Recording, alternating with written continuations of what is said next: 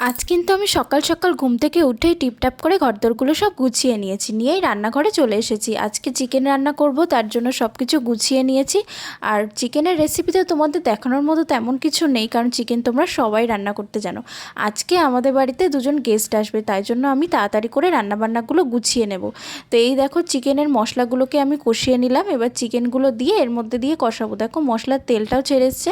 এবার চিকেন দিয়ে আমি ভালো করে কষিয়ে নেব। এখন না সকালবেলার ওয়েদারটা একদমই ঠান্ডা ঠান্ডা পড়ে গেছে। ওই 6টা সাড়ে 6টা নাগাদ ওয়েদারটা না একদম ঠান্ডা ঠান্ডাই থাকে। তো কারা কারা সকাল সকাল ঘুম থেকে উঠে যাও আমাকে কমেন্ট করে অবশ্যই জানিও।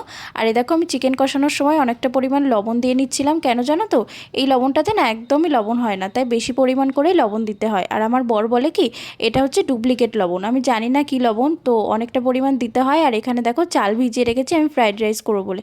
আমি ভেজাইনি, যদিও আমার বরকে বলেছি, ও ভিজিয়ে রেখেছে। সকালবেলাও বাজার করে নিয়ে এসছে। আমি বলেছিলাম একটু বাজার থেকে চিংড়ি মাছ নিয়ে আসতে, আরও ধরে আনতে বললে বেঁধে নিয়ে আসে। দেখো কতটা চিংড়ি মাছ নিয়ে এসছে। আমি কিছু পরিমাণ রান্না করব আর কিছু পরিমাণ রেখে দেবো, কারণ একবারের জন্যই রান্না করব, তাই জন্য অল্প পরিমাণে রান্না করব। তোমাদের সাথে কথা বলতে বলতে আমার চিকেনটাও কষানো হয়ে গেছে। আর আজকে আমি করেছিলাম ফাঁকিবাজি ব্রেকফাস্ট, ছাতু।